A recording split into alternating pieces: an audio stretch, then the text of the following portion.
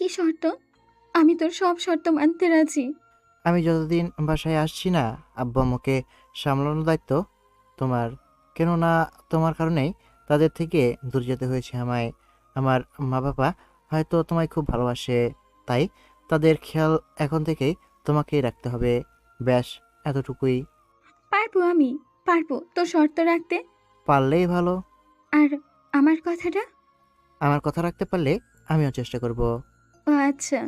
হুম। বাসায় চলে আসলাম, ফ্রেশ হয়ে খাওয়া দাওয়া শেষ করে রুমে আসলাম। ভাবছিলাম রাবিয়া কি আমার কথা রাখতে পারবে। পারলে তো ভালোই, কিন্তু পারবে মনে হচ্ছে। কেননা আমি ছিলাম না তখন, তো সেই আমার আব্বু আম্মুর খেয়াল রেখেছে। অবশ্য আমার এর থেকে বেশি কিছুর চাওয়ার নেই। এগুলো ভাবছিলাম এমন সময় আমার রুমে রাবিয়া এলো। আচ্ছা, আমি কি তোর পছন্দ নই? এই কথাটা হচ্ছে কেন? আমার কথার উত্তর দে। প্রয়োজন মনে করছি না। বাহ, খুব ভালো। হ্যাঁ, এটাই। মানে? বুঝে নেওয়ার থাকলে বুঝে নেও। এত কঠিন কঠিন কথা কোথায় শিখলি বলতো? সব কিছুই শিখে নিতে হয়। হুম, শুধু অনুভূতিগুলোই শিখলি না। সময় আসলে সেটাও শিখে নিব না হয়। তাই? হুম। হাসতে হাসতে বের হয়ে গেল। ক্রাশ খেলাম নাকি জানি না, তবে অনেক ভালো লাগা কাজ করছিল। যে কয়েকদিন বাসায় ছিলাম সবসময় রাবিয়া ছিল পাশে। খুনসুটি নানা বিষয় নিয়ে গল্প হতো আমাদের মাঝে। আব্বা আম্মু, খালামণি, খালু সবাই আমাদের এত ভালো সম্পর্ক দেখে অবাক। তবে মনে মনে খুশি অবশ্য। আমার ছুটি শেষ হয়ে আসছিল। রাবিয়াকে বলতে ইচ্ছে করছিল, কিন্তু বলতে পারছি না। ভাবছি এর পরের বার এসে বলে দিব।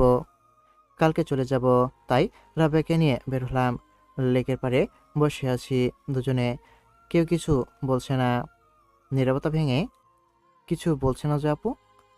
ওই, তুই আমাকে আপু বলবি না আর। আপু বললেও দোষ, না বললেও দোষ। আপার? আচ্ছা, আর বলবো না। গুড। হুম। কালকে চলে যাবি তাই না? হুম। আর মনে পড়বে না, তাই না? বলতে পারছি না। ও, হুম। কবে আসবি আবার? সেটাও জানি না। না জানাই ভালো। তাই? হ্যাঁ তাই। হা হা। হাসবি না, দাঁত ফেলাই দিব কিন্তু। আচ্ছা, আপু আর হাসবো না। আপারও? আমি তোর আপু নই, কি তাহলে? অন্য কিছু। তাই বুঝি। হুম। আরো কিছুক্ষণ চুপ। কেউ কিছুই বলছে না। চল। কোথায়? বাসা। আচ্ছা চলো। হুম। চলে আসলাম বাসায়। পরের দিন চলে যাব কাতলাগাড়ি। তাই সবার মন খারাপ। আমারও ভালো লাগছে না। আব্বু আমার জন্য আর একজনের জন্য। কিন্তু ভুল সিদ্ধান্ত নেওয়ার কারণে যেতেই হবে আবার কাতলাগাড়ি। কিছু করার নেই। আজ চলে যাব। রেডি হচ্ছি। সকাল থেকে রাবেকে দেখছি না। মন খারাপ মনে হয়। বের হলাম বাসা থেকে। আব্বু রেল স্টেশনে রেখে আসবে। ট্রেনে যাব। ভালোভাবে যাবি, নিজের খেয়াল রাখবি, আচ্ছা মো। আমাদেরকে প্রতিদিন ফোন দিবি, আচ্ছা। আর সময় পেলেই চলে আসবি। আচ্ছা। ভালো থাকিস। তোমরাও ভালো থেকো আম্মু। হুম। আব্বু রেখে আসলো। যাওয়ার সময় দূর থেকে রাবেয়াকে দেখছিলাম। চেয়েছিল, মনে হচ্ছিল কাঁদছিল। আজব মেয়ে। আমি কি একবারে চলে যাচ্ছি? পরের বার ছুটি পেলেই এসেই বলে দেব। কাতলা গাড়িতে সময় কাটতেই চাইছিল না। তবে আমার সাথে রাবিয়ার প্রতিদিন কথা হতো। ভালোই চলছিল। না বলেও, না বলেও। হাহা। এর মধ্যে একটা ঘটনা ঘটে গেল, যেটি আমার জীবনটাকে আবারও বদলে দিল। একদিন রাতে ঘুমাচ্ছিলাম, এমন সময় আব্বুর ফোন। এত রাতে তো আব্বু ফোন সাধারণত দেয় না, তাহলে আজ কেন? কোনো বিপদ হলো না তো? ভাবতে ভাবতেই ফোন ধরলাম। হ্যালো আব্বু। হ্যাঁ সুজন, হুম। বাবা তুই তাড়াতাড়ি বাসায় চলে আয়। বাসা যাব? কিন্তু কেন? তুই তোর চাচ্চুকে নিয়ে কালকে সকালবেলায় বাসায় চলে আয়। কিন্তু কেন, কি হয়েছে? তুই আগে আয়, তারপর বলবো।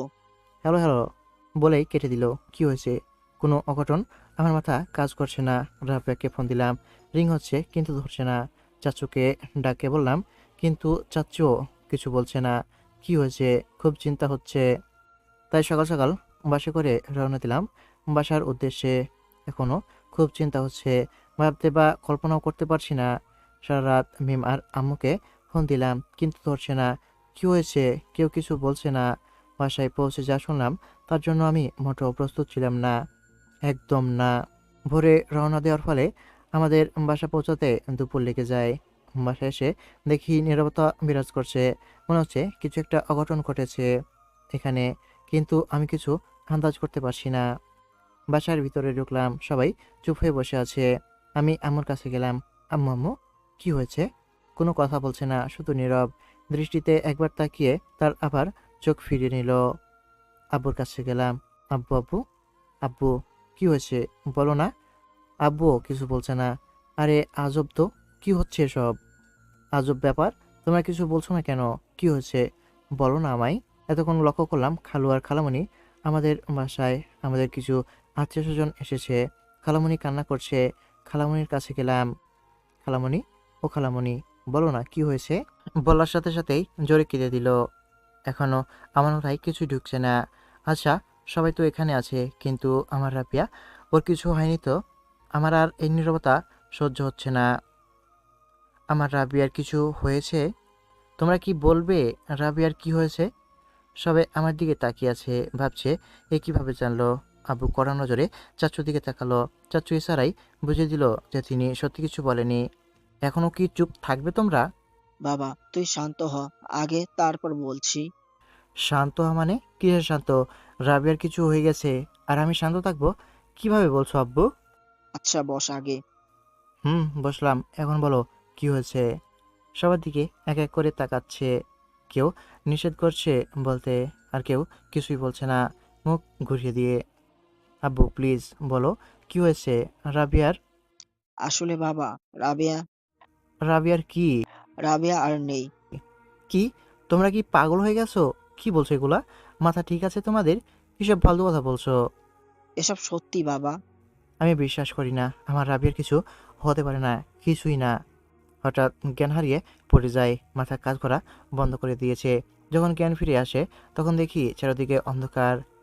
পাশে আব্বু আম্মু বাসা। আম্মু, আমি কোথায়? বাবা, তুই হাসপাতালে? হাসপাতালে কেন আমি? তুই অজ্ঞান হয়ে পড়েছিলি। ও আচ্ছা, জানো আম্মু, একটা খারাপ স্বপ্ন দেখলাম। রাবে নাকি চলে গেছে। বলতো, রাবে কি আমার ছেড়ে কোথাও যেতে পারে? খুবই বাজে স্বপ্ন। হ্যাঁ বাবা, এগুলো সব স্বপ্ন। তুই বিশ্রাম কর। হুম, আমার খুব ঘুম পাচ্ছে আম্মু, খুব। ঘুমা তাহলে। আচ্ছা। হাসপাতাল থেকে বাসায় আসলাম অষ্টম দিনে। আমার প্রথম যেদিন জ্ঞান ফিরে সেদিন পঞ্চম দিন ছিল। তার মানে এই আমি 5 দিন টানা অজ্ঞান ছিলাম। এখন স্বাভাবিক হয়ে আসছি। তবে একটা মেয়ের কথা খুব মনে পড়ে, খুবই। আমার রাবিয়াকে। কত বড় হতভাগা আমি, যে মেয়েটাকে জানাতেও পারলাম না আমি কত ভালোবাসি তাকে। সব ছেড়ে চলে গেল রাবিয়া। প্রতিদিনের মতো সেদিনও গিয়েছিল কলেজে। তার বাবা তার জন্মদিনে তাকে একটা স্কুটি গিফট করেছিল। ওটা করেই যাওয়া আসা করতো।